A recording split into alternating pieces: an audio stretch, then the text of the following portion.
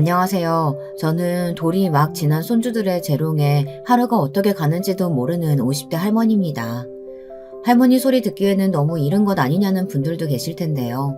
제가 워낙 결혼을 어린 나이에 해서 그런지 엄마 소리도 할머니 소리도 또래보다는 일찍 듣게 되네요. 할머니 소리가 뭐 그리 듣기 좋은 소리냐고 하시는 분들도 있으시겠지만 저는 그 말이 너무 좋더라고요. 아직 제대로 발음도 못해서 할미라고 부르지만 말이에요.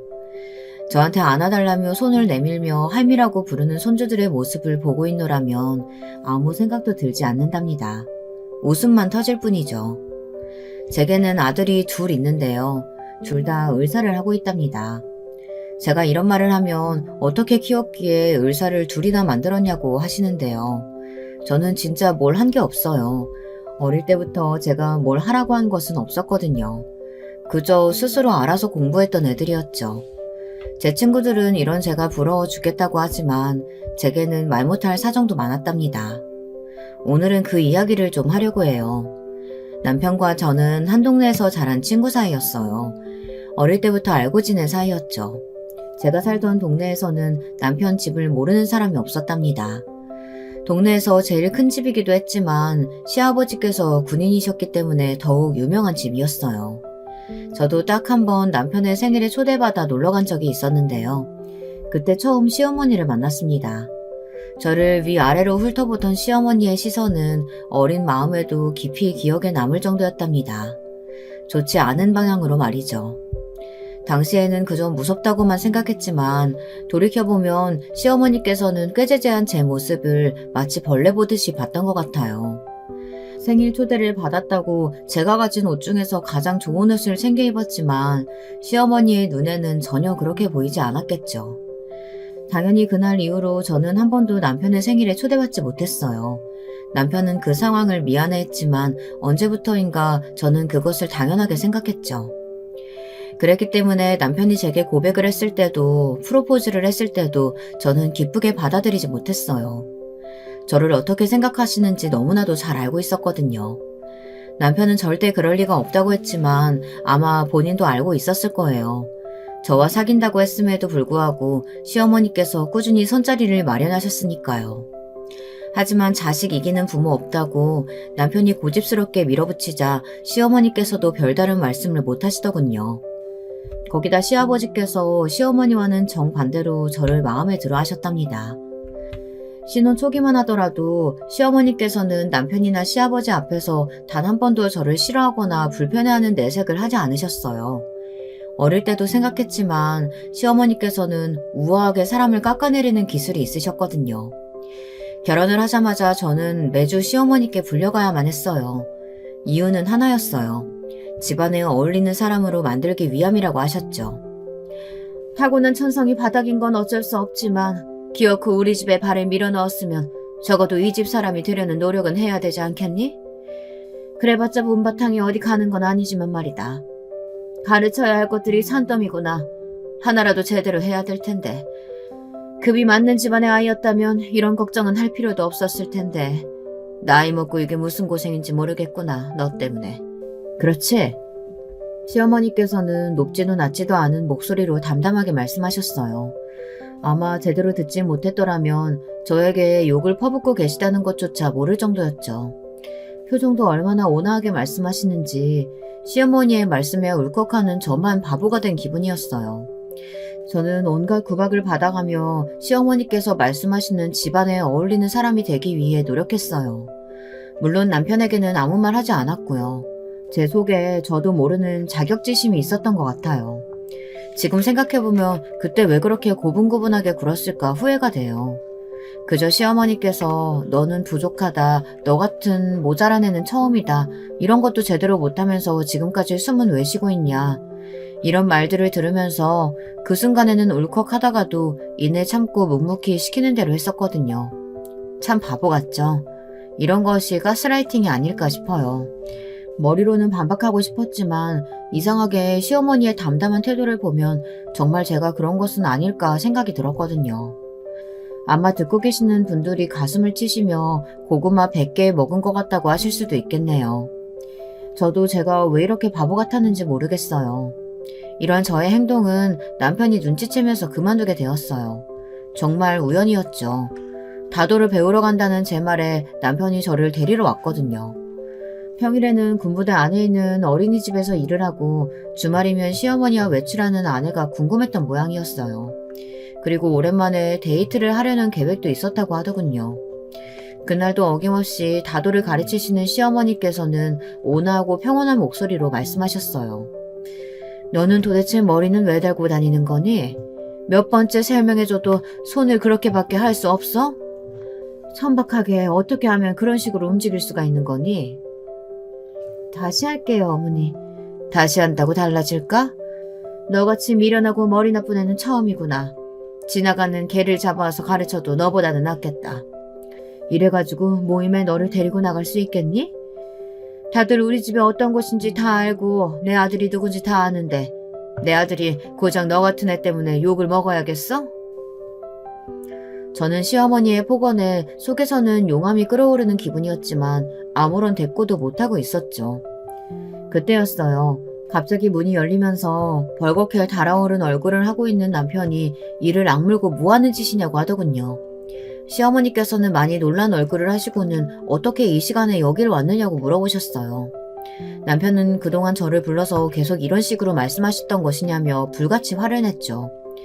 처음에는 당황하시던 시어머니께서는 이내 평정을 되찾고는 무슨 소리를 하는지 모르겠다는 얼굴을 하셨어요. 남편은 그런 시어머니의 모습에 기가 찬지 헛웃음을 짓더군요. 저 역시 순식간에 달라지는 시어머니의 얼굴을 보며 정말 대단하다는 소리가 저절로 나왔고요. 남편은 대화를 다 들었다고 하면서 앞으로 저를 불러낼 생각은 꿈에도 하지 마시라고 엄포를 놓았죠. 시어머니가 며느리 가르치겠다는데 네가 왜 나서? 남자가 나설 자리 아니다. 남자고 여자고 며느리이기 전에 이 사람도 장인어른의 딸이에요. 남의 집 딸 데려다가 그렇게 함부로 말씀하실 자격은 없으시죠. 저는 어머니가 이렇게 하실 수 있는 분인 줄 몰랐어요. 네가 불렀니? 왜? 나한테 잔소리 듣는 게 그렇게 억울했어? 그래서 이런 일 만들어서 모자 사이를 이간질이라도 할 생각이었니? 무식한 줄 알았는데 머리를 쓰기도 하는구나 너도. 어머니, 저는 그 애가 오는 줄도 몰랐어요. 오늘 어머니랑 다도 수업 다녀오겠다고 말하고 나온 건 맞지만 여기 올 줄은 정말 몰랐어요. 됐다. 네 목소리 더 듣고 있다가는 내 귀가 썩을 것 같으니까 이만 가버렴. 어머니, 진짜 마지막까지 그렇게 말씀하실 거예요? 시어머니께서는 남편의 외침에도 뒤 한번 돌아보지 않고 방을 나서셨어요. 남편은 가만히 있는 제 손을 붙들고는 도대체 왜 지금껏 말하지 않았느냐고 호통이었죠. 묵묵하게 참고 있는 것이 전부가 아니라는 말과 함께 제가 시어머니께 그런 소리를 들을 이유가 조금도 없다고 말해주었어요. 하지만 저도 머리로는 충분히 알고 있었기 때문에 그저 고개만 끄덕일 뿐이었죠. 남편은 그런 제가 하루아침에 달라질 거라 기대하고 있지는 않았는지 주말이 되면 저를 데리고 영화니 공연이니 전시회 등을 다니며 제가 부정적인 생각을 하지 않도록 도와주었어요. 제가 완전히 달라질 수 있었던 계기가 되었던 것은 아이를 가지면서였어요. 뭔가 정신이 번쩍 들었다고나 할까요? 첫애를 가지면서 엄마로서 이렇게 나쁜 생각을 해서는 안 되겠다 싶더라고요. 누군가는 태교가 아무런 소용이 없다고 하시지만 저는 아이와 엄마가 연결되어 있다고 생각하며 제가 긍정적이고 좋은 생각을 해야 아이도 영향을 받을 것이라고 믿고 있었답니다. 그래서 앞으로 태어날 아이를 위해서도 저 스스로가 떳떳해야겠다는 생각이 들었어요.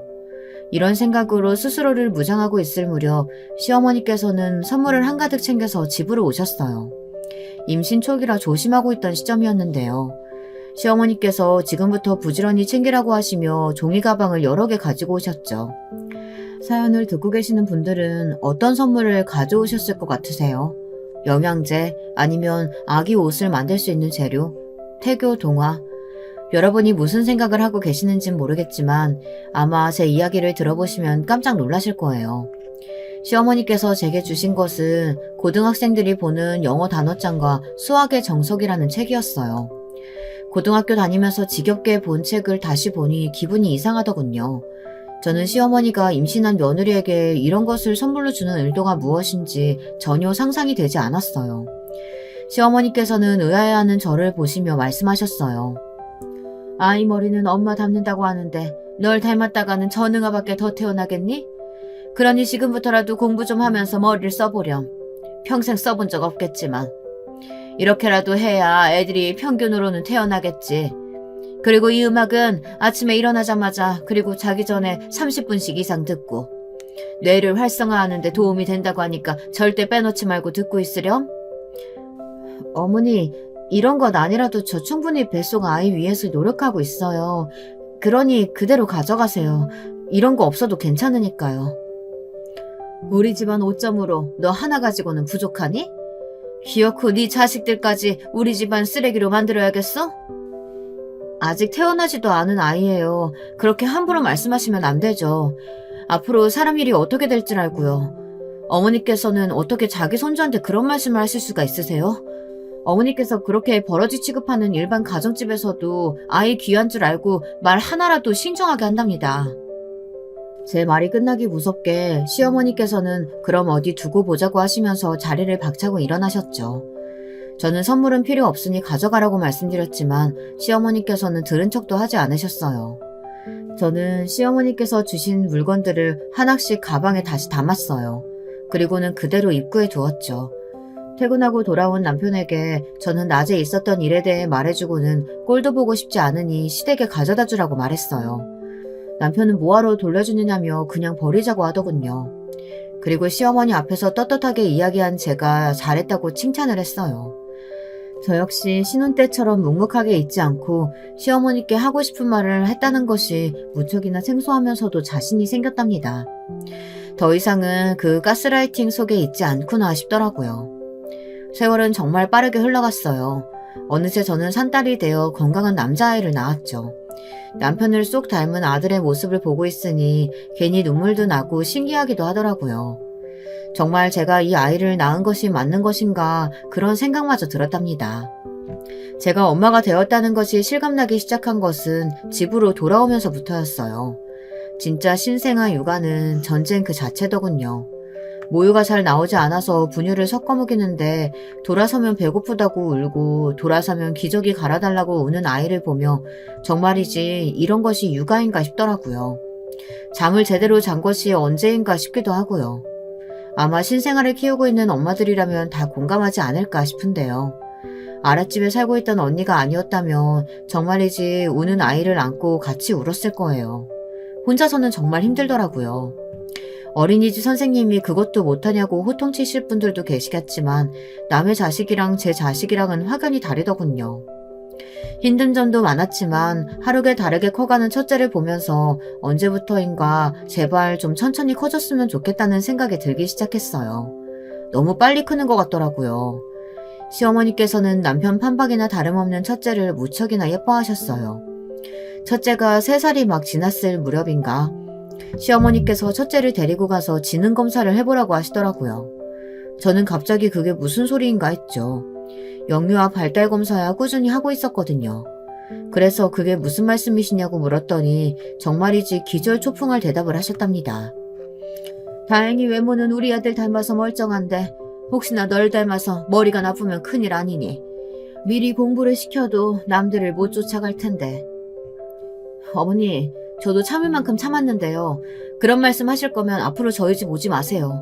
매번 말끝마다 저더러 무식하다 모자라다 하는데 어머니께서는 얼마나 교양이 있으셔서 그런 말씀을 면전에 대고 하시는데요. 저한테는 집안에 어울리는 사람이 되어야 한다고 하시면서 과연 어머니께서는 어울리는 행동하고 있다고 생각하세요? 아주 자식 낳고 보니 눈에 보이는 것이 없나 보구나. 시어머니 어려운 줄도 모르고 아무 말이나 내뱉고 말이지. 상대방을 무시하고 깔보는 그런 말투를 저희 아이가 보고 배울까 무섭네요. 그러니 그런 말씀 하실 생각이시면 오지 마세요. 저는 단호하게 시어머니께 나가달라고 했어요. 시어머니께서는 저의 이런 행동에 약간은 놀라신 눈치였어요. 매번 남편의 뒤에서만 있을 줄 아셨겠지만 저는 더 이상 예전의 제가 아니었죠. 그렇게 시어머니를 보내고 저는 그 뒤로도 시댁에 가지 않았어요. 둘째를 가졌기 때문이기도 하지만 첫째에게 이상한 생각을 주입시킬까 걱정이 되기도 했거든요. 둘째는 성격이 급한지 주스를 다 채우지 못하고 일찍 세상 밖으로 나왔어요. 덕분에 인큐베이터 안에서 생활을 해야 했죠. 혹시나 건강에 문제가 있는 것은 아닐까 걱정을 많이 했는데 다행히 그런 것은 없었고요. 너는 고작 애를 10달 품는 것도 못해서 이 사단을 만드니? 만약에 문제라도 생기면 어쩔 뻔했어? 평소 몸 관리를 어떻게 했기에 애가 일찍 나와? 그게 이 사람 문제는 아니죠. 갑자기 진통이 시작된 것뿐인데 왜 그런 것조차 이 사람 탓을 하세요? 그럼 누구 탓하란 말이야? 엄마라는 사람이 얼마나 조심성이 없으면 그런 일이 생겨? 자꾸만 제 탓이라고 하시는데 의사 선생님께 물어보세요, 어머니. 제가 잘못한 건지. 아무리 제가 손끝에 박힌 가시 같은 존재라고 해도 그렇게 몰아가시면 안 되죠.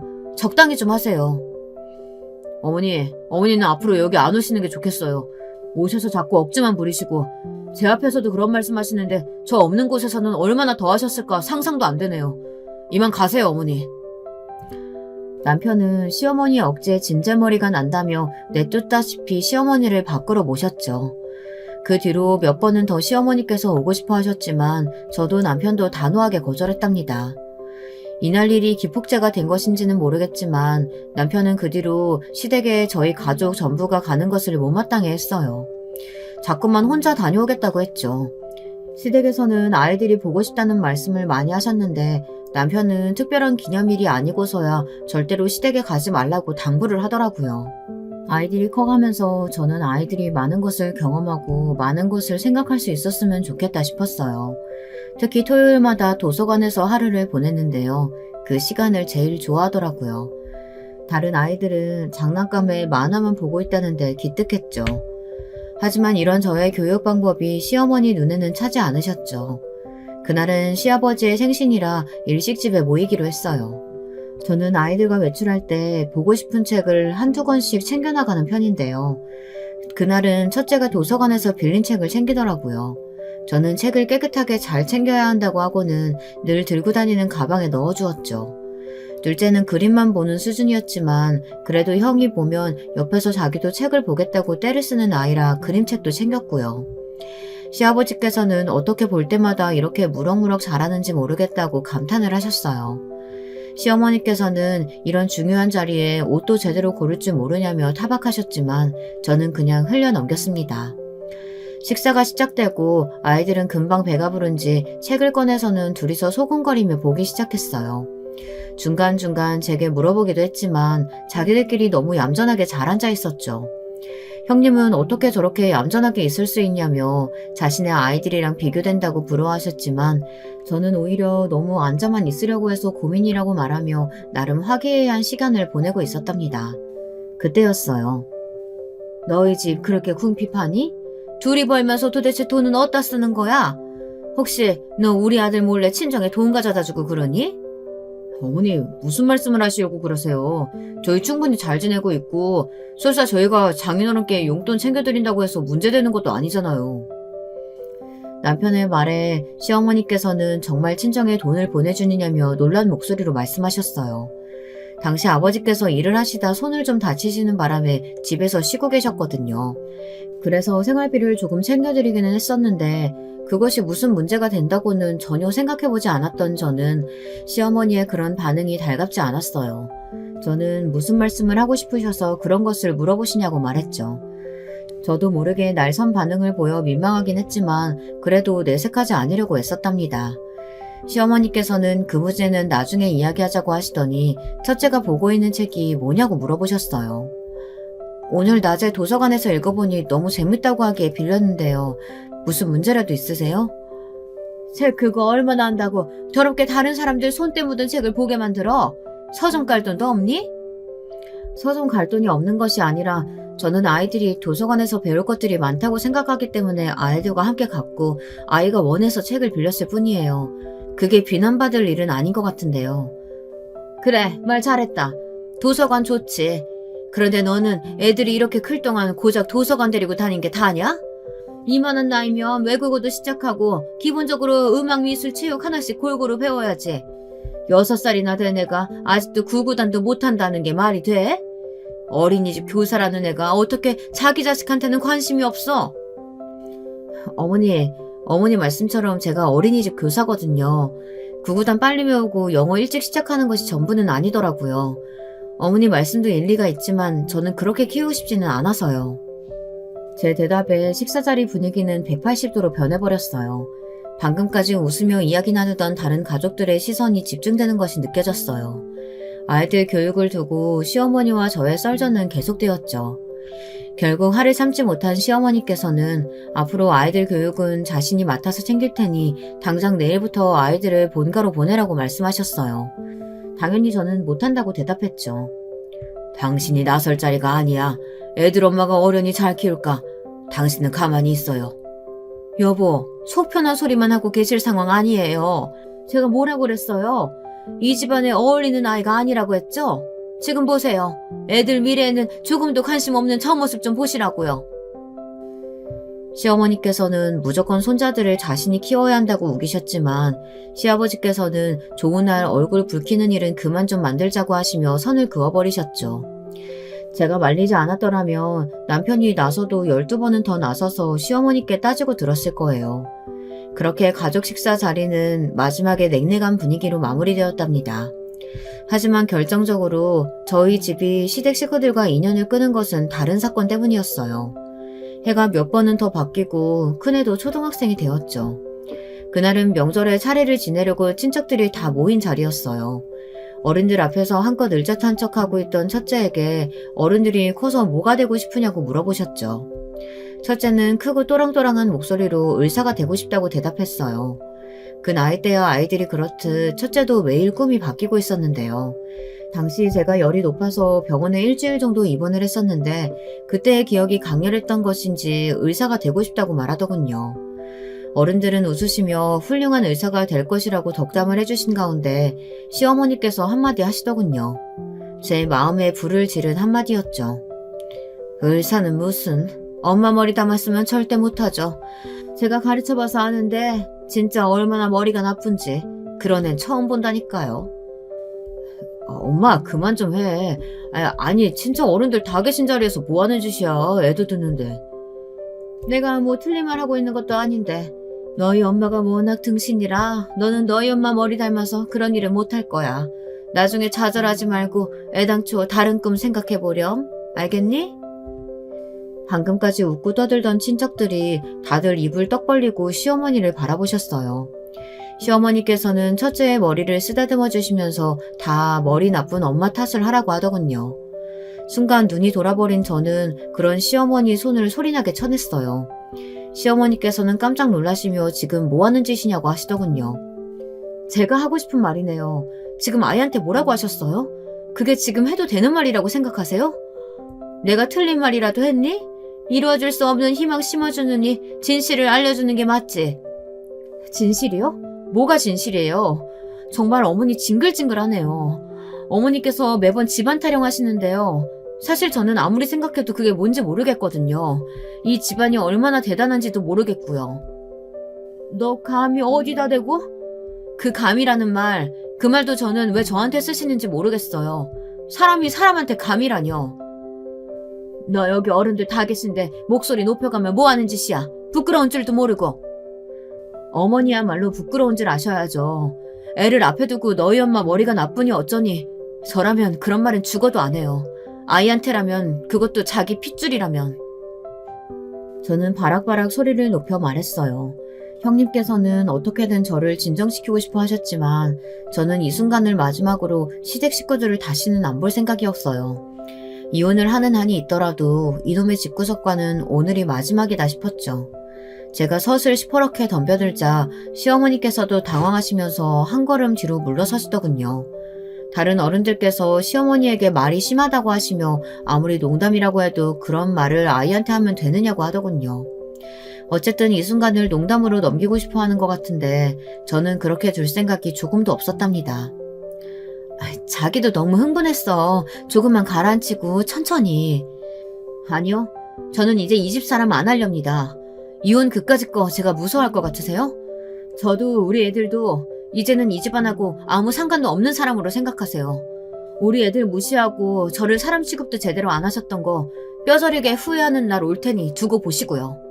저는 입고 있던 앞치마를 내팽개치고는 안에서 자고 있던 둘째를 품에 안고 나와 첫째의 손을 잡고 그 길로 시댁을 나왔습니다. 나가는 길에 시아버지와 함께 차례에 필요한 제기를 꺼냈던 남편을 마주했죠. 급하게 나서는 저를 본 남편은 당황하며 이게 다 무슨 일이냐고 물었지만 저는 직접 안에 들어가서 물어보라고 하곤 택시를 잡아 타고 역으로 향했습니다. 저와 아이들을 부르는 소리가 들렸지만 저는 끝내 돌아보지 않았습니다.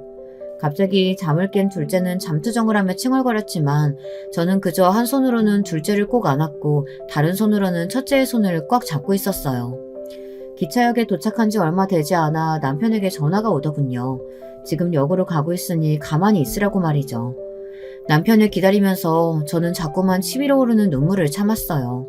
절대 울지 말자고 중얼거리며 아무 일도 아니라고 스스로를 다독였죠. 그때였어요. 가만히 제 옆에 앉아있던 첫째가 벌떡 자리에서 일어나더니 제 눈가를 꾹꾹 누르더군요. 나는 엄마 닮았기 때문에 꼭 의사가 될 거야. 그래서 엄마 아픈 곳 있으면 다 고쳐줄게. 훌륭한 의사가 될 수 있어. 엄마 아들이니까. 저는 첫째의 약속에 결국 참았던 눈물을 터뜨리고 말았습니다. 지나가던 사람들이 보기에는 무슨 사연이라도 있는 것처럼 보일 수 있다는 것을 알고는 있었지만 눈물이 멈추질 않더라고요. 첫째는 그 작은 손으로 제 눈물을 닦아주면서 다른 손으로는 제 어깨를 토닥이고 있었어요. 얼마나 울었는지 모르겠어요. 그저 첫째의 다짐이 너무 미안하고 슬퍼서 눈물이 그치지 않더라고요. 그렇게 한참을 울고 있는데 남편이 제 앞에 와서 섰어요. 울고 있는 저와 그런 저를 달래주는 첫째를 바라본 남편은 잔뜩 굳은 얼굴로 제 손을 잡아 일으키더군요. 그리고는 한 손으로는 저를 안아주고 다른 손으로는 첫째를 들어 올렸어요. 이제 나한테 가족은 여기 이 자리에 있는 당신이랑 두 아들이 전부야. 무슨 일 있었는지 다 들었어. 미안해 여보. 당신이 그런 말 들을 이유가 조금도 없었는데 진짜 미안해. 저는 남편의 사과에 그저 고개만 끄덕이고는 그대로 서서 한참을 울었습니다. 둘째는 영문도 모르고 엄마 아빠가 우니까 따라 울기 시작했고 첫째는 그 작은 주먹에 힘을 꼭 주고는 끝까지 눈물을 참았답니다. 그날 이후 저희는 시댁과는 완벽하게 인연을 끊었습니다. 그나마 마음을 터놓고 지냈던 형님과도 아예 연락을 정리했죠. 형님께서는 서운해하시면서도 저를 이해해 주셨어요. 자기 어머니지만 진짜 말도 안 되는 사람이라고 하시며 저더러 그래도 가끔 문자는 주고받자고 하셨죠. 하지만 남편은 조금의 여지도 남기지 않겠다고 하며 그렇게 좋아하는 누나마저도 단호하게 밀어내더군요. 그 일이 바로 지금으로부터 20년 전의 일이랍니다. 우리 아들들이 의사가 된 것은 아마도 그날 때문이 아니었을까 싶어요. 정말 그렇게 공부에 열을 올릴 것이라고는 상상도 못했거든요. 지금 첫째는 간담체외과를, 둘째는 심장외과를 전공해 대학병원에서 근무하고 있답니다. 둘째는 형이 그렇게 쫓아다니더니만 결국은 의대도 따라가더군요. 첫째는 동기와 결혼까지 했고요. 그러던 어느 날이었어요. 남편 몰래 문자만 주고받던 형님께서 만나서 이야기를 좀 하고 싶다고 하시더군요. 20년 동안 한 번도 없었던 일에 저는 망설이지도 않고 형님께서 부르시는 곳으로 나갔죠. 강산이 2번이나 바뀔 시간이었는데 형님은 하나도 변한 것이 없더군요. 형님은 잘 지냈냐고 웃으시며 인사를 건넸지만 그 모습이 꽤나 수상하게 느껴졌어요. 저는 무슨 일이 생긴 것이 분명하구나 싶었죠. 하지만 형님께서는 좀처럼 말을 꺼내지 못하고 자꾸만 다른 말씀만 하시더라고요. 저는 참을성 있게 기다리고 있었죠. 한참을 빙빙 둘러 말씀하시던 형님은 결국 마음을 정하셨는지 충격적인 말씀을 꺼내셨어요. 사실 이런 말을 꺼내기가 참 민망하고 부끄러운데 너무 급해서 어쩔 수가 없었어. 사실 엄마가 좀 아프셔 올케. 어머님이 아프시다고요? 어디가요?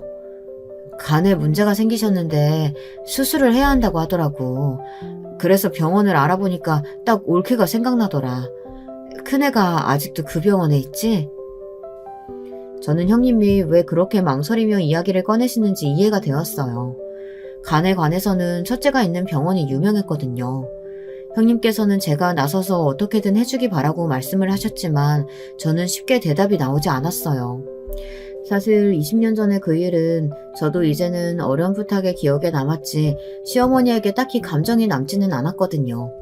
하지만 첫째나 남편은 아니더라고요. 아직도 그날의 기억이 생생한 것 같았죠. 저는 형님께 솔직히 말씀드리고 이야기는 해보겠지만 장담은 못 드린다고 했어요. 형님은 말이라도 그렇게 해주는 것만으로도 충분하다고 말씀하셨어요.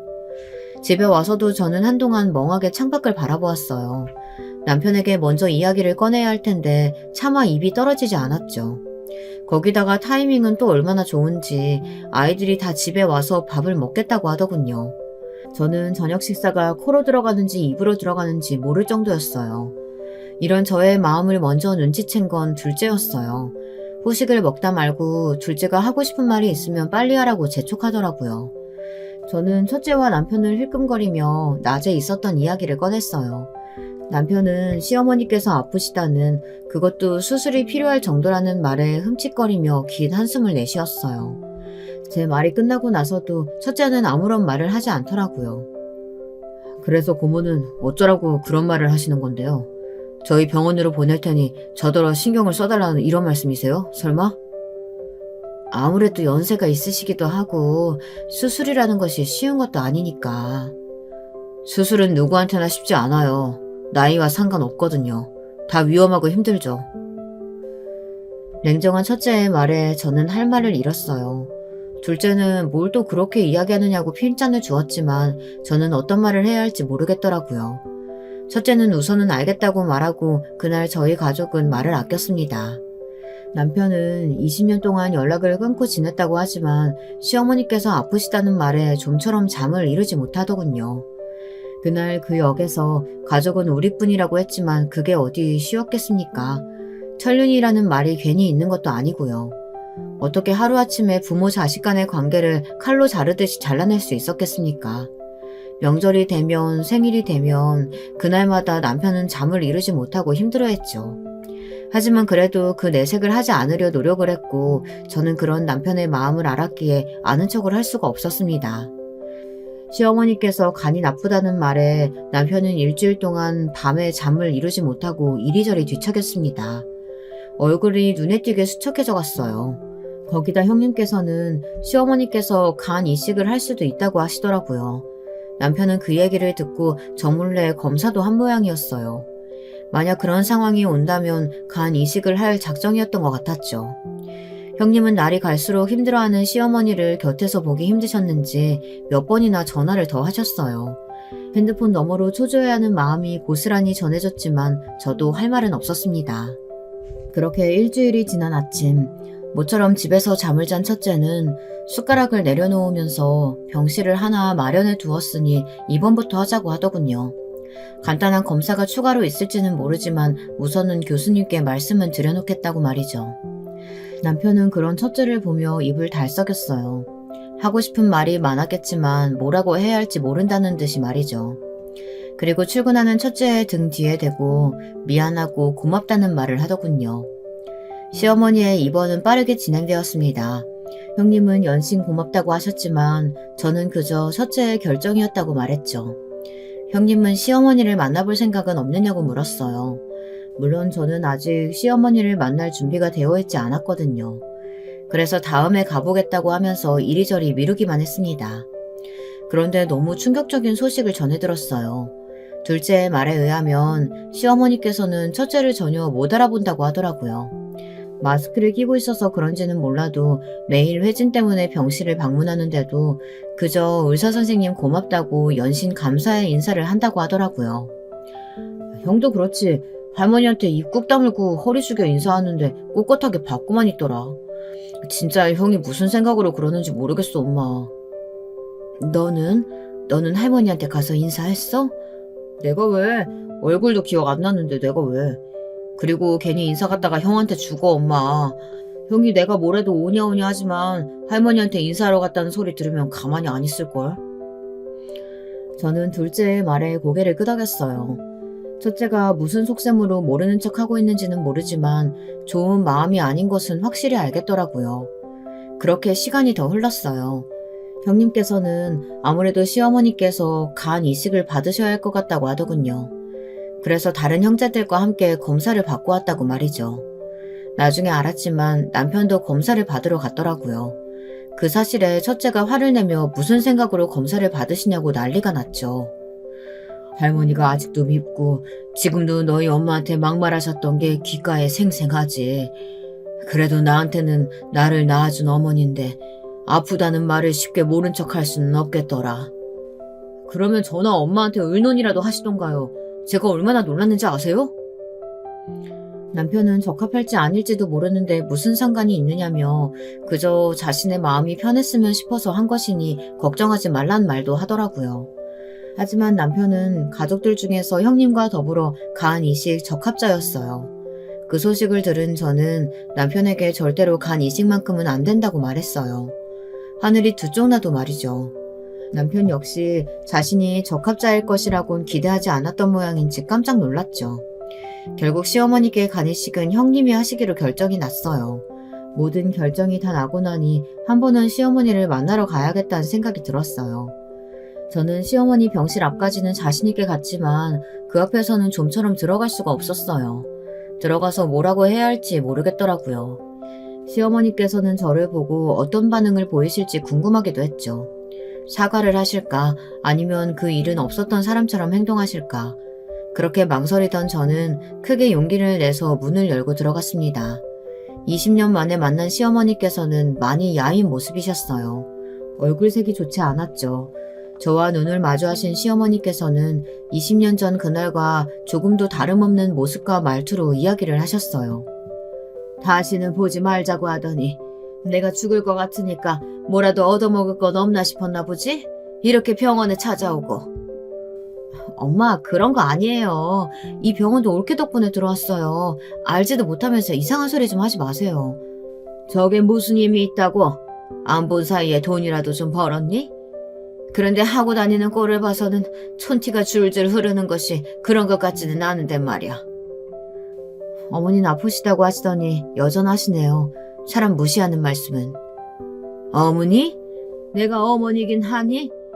왜 그날 그렇게 큰 소리 치고 나가더니 고작 나 아프다는 소리에 혹시라도 내가 죽으면 떨어질 유산이라도 있을까 싶어 쪼르르 달려오다니. 역시 내 눈이 틀리지 않았지. 나는 알았거든. 너의 그 천박함은 절대로 없어지지 않을 거라고. 정말 정신이 번쩍 들더군요.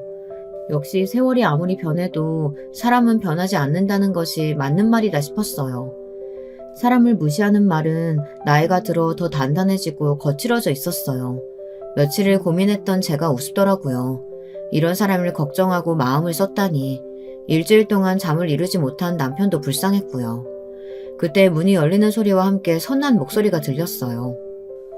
저도 예상했는데 어쩜 조금도 비켜가질 않으시네요. 참 여전하세요. 사람을 눈 아래로 두시는 것도 그대로고 자신만 잘나는 줄 아는 그 말투도. 하긴 사람이 변하면 죽는다고 하죠. 의사 선생님께서 갑자기 무슨 일로? 시어머니께서는 들어서는 첫째를 보며 눈을 크게 뜨곤 말을 잇지 못하셨어요. 일주일 동안 하루도 빠짐없이 보던 의사가 마스크를 벗자 당황하시며 찬찬히 얼굴을 뜯어보셨죠. 그리고는 첫째의 얼굴에서 어린 시절의 모습은 물론 남편의 모습을 알아보신 것인지 미간에 주름을 잡으시며 저를 바라보셨어요. 심지어 하얀 가운에 달린 명찰을 확인하고는 금방이라도 눈이 튀어나올 것 같이 놀란 얼굴을 하시더라고요. 첫째는 그런 시어머니에게는 시선조차 주지 않고는 제 곁에 서서 제 어깨에 팔을 둘렀어요. 형님께는 가볍게 목례를 하고 말이죠. 형님은 밖에서 보면 못 알아볼 정도라고 하면서 깜짝 놀라셨어요. 얼마 뒤 또다시 문이 열리면서 둘째와 며느리가 연달아 들어왔답니다. 다들 가운을 걸친 상태이다 보니 시어머니께서는 할 말을 잃은 듯이 입술을 깨물고 계셨죠. 그 모습을 보는데 괜히 기분이 좋았습니다. 특히 일그러진 시어머니의 얼굴이 너무 좋더라고요. 워낙 오랜만에 만나서 그런지 첫째를 못 알아보셨다죠. 매일같이 병실 왔다고 하던데. 그때마다 어머니께서 첫째 붙들고 감사하다는 말을 몇 번이나 하셨다고요. 그렇게까지 하셨으면서 어떻게 못 알아보셨는지 모르겠네요. 첫째를 못 알아보셨으면 당연히 둘째도 잊으셨겠죠. 여기 심장외과에서 일하고 있고요. 여기는 작년에 첫째랑 결혼한 이병헌 산부인과 의사고요. 다음 달에 둘째도 결혼하는데 병원 안 약국에서 일하고 있어가지고 오지를 못했네요. 손주 며느리는 처음 보시죠? 의사라고? 얘들이 의사가 됐다고? 그 애들이 어떻게 다 의사가? 제 속에 시어머니는 말문이 막히셨는지 정말 의사가 된 것이냐고 형님을 돌아보며 물어보셨어요. 둘째는 의사 가운을 펄럭이며 그럼 어디서 빌려왔겠냐고 말하며 눈으로 보면서도 왜 못 믿으시냐고 하더군요. 그러면서 혹시 눈이 안 좋으시면 안과에 이야기를 해주겠다는 말을 하는데 제 아들이긴 하지만 정말 얄밉더라고요. 시어머니께서는 둘째를 향해 눈을 부라리며 다시금 아이들을 하나씩 바라보셨어요. 다 엄마를 닮은 덕분 아니겠어요? 할머니께서는 제가 엄마 때문에 의사가 될 수 없다고 아주 확신을 가지고 말씀하셨는데 아쉬우시겠어요? 그때가 언젠데 아직도 기억하고 있어. 너도 참 한참은 어릴 때였는데 말이야. 한참 어린 것은 아니죠. 그때 제가 초등학생이었는데요. 한 20년 정도 되었죠. 그 많은 친척들 앞에서 할머니께서 제 머리 쓰다듬어 주시면서 엄마 닮아 의사는 못 될 테니 포기하라고 말씀해 주셨던 거요. 제가 그 말을 어떻게 잊겠습니까? 그날 역에서 엄마 우시는 모습마저도 어제 일처럼 아주 생생하게 기억하는데요. 그리고 제가 그 말을 잊으면 할머니께서 얼마나 섭섭해 하시겠어요. 명절에 덕담이라고 해주신 말씀인데. 첫째의 말에 싸한 분위기가 감돌았어요. 시어머니께서는 민망한 듯 헛기침을 하시더군요. 하지만 그것도 잠시 곧 허리를 꼿꼿하게 세우시고는 첫째를 바라보며 말씀하시는데 정말이지 기가 차더군요. 그래서 내 덕분에 의사 됐으니 고맙다고 인사라도 할 작정이냐? 아니면 나더러 말이 심했으니 사과라도 하라는 말이냐? 엄마 진짜 왜 이래요? 엄마가 잘못한 일이잖아요. 그냥 미안하다고 하면 넘어갈 일을 가지고. 내가 왜? 없는 말 한 것도 아닌데. 듣기 싫은 소리였을진 몰라도 나는 거짓말은 안 했다. 그래도 얼마나 피나는 노력을 했는진 알겠구나. 머리가 안 되니 손발이 꽤나 고생했겠어. 저는 시어머니의 말에 정신이 아득해지는 것 같았어요. 오랜만에 시어머니의 말 같지 않은 소리를 직접 들어보니 여전히 어이가 없더라고요. 거기다 어떻게 얼굴색 하나 바뀌지 않고 그런 말을 하는지 정말이지 이제는 놀랍기만 했어요. 다만 며느리 보는 앞이다 보니 얼굴이 화끈거리기는 했죠. 하지만 시어머니의 막말에도 첫째는 어깨를 으쓱하더니 별 반응을 보이지 않았어요. 시어머니께 그런 마음대로 해보시라고 하곤 병실을 나가버렸죠. 형님은 사색이 되어 첫째를 불렀지만 소용이 없었습니다. 며느리는 이미 첫째에게 다 이야기를 들었는지 방긋 웃으며 시어머니께 부디 이 순간을 후회하셨으면 좋겠다고 하곤 나가버렸고요. 둘째는 휘파람을 불면서 기억에는 없지만 왜 형이 그렇게 할머니를 싫어하는지 알겠다고 했죠. 시어머니께서 한마디 하려고 하자 둘째는 재빠르게 저나 아버지 아니었으면 인사할 생각도 없었다고 말하며 제 팔을 잡아 끌고는 나가자고 하더군요. 저는 둘째를 다독여 내보내고 시어머니를 바라보았어요. 검게 변한 얼굴에 파리한 안색으로 저를 노려보고 계셨죠. 아주 잘 키웠구나. 어른한테 저 따위로 말하고. 의사는 겨우 어떻게 만든 것 같은데 저런 것들이 무슨 의사라고. 제 아들인 줄 모를 때는 그렇게 고맙다고 감사하다고 하시더니 제 아들이라는 걸 알고 나니 그 말도 쏙 들어가시나 봐요. 어머니, 저는 첫째에게 무슨 일이 있어도 어머니 꼭 살려달라고 말할 겁니다. 그래서 평생 치욕스럽게 살도록 만들 거예요. 그렇게 무시하던 제 아들 덕분에 목숨 연장할 수 있었다는 걸 매 순간 곱씹어보면서 사시도록 할 겁니다. 아마 어머니께는 그게 가장 큰 벌이 되겠죠. 이 큰 병원에 그놈 아니면 의사가 없을까? 꿈 깨라. 그런 일은 절대로 없을 게다. 저는 두고 보자는 말과 함께 병실을 나왔죠. 남편에게서 전화가 오더군요. 첫째가 이미 다 이야기했는지 남편은 시작부터 미안하다고 하더라고요.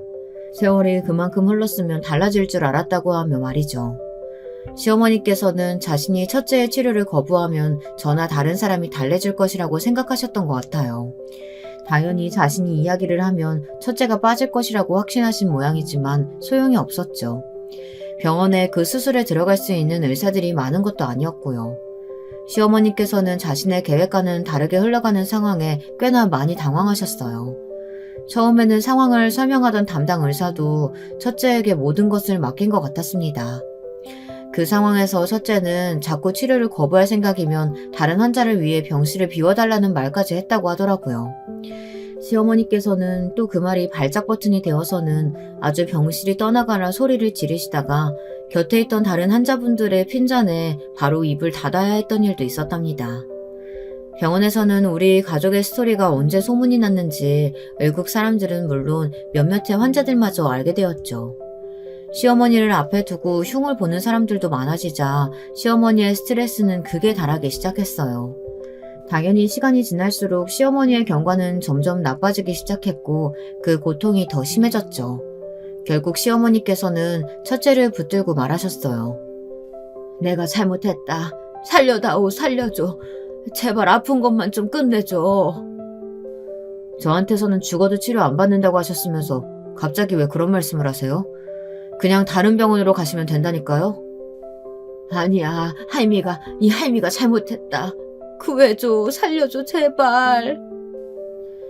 고통에 겨우 말을 이어가던 시어머니께서는 힘없는 두 손을 비비며 애원까지 하셨죠.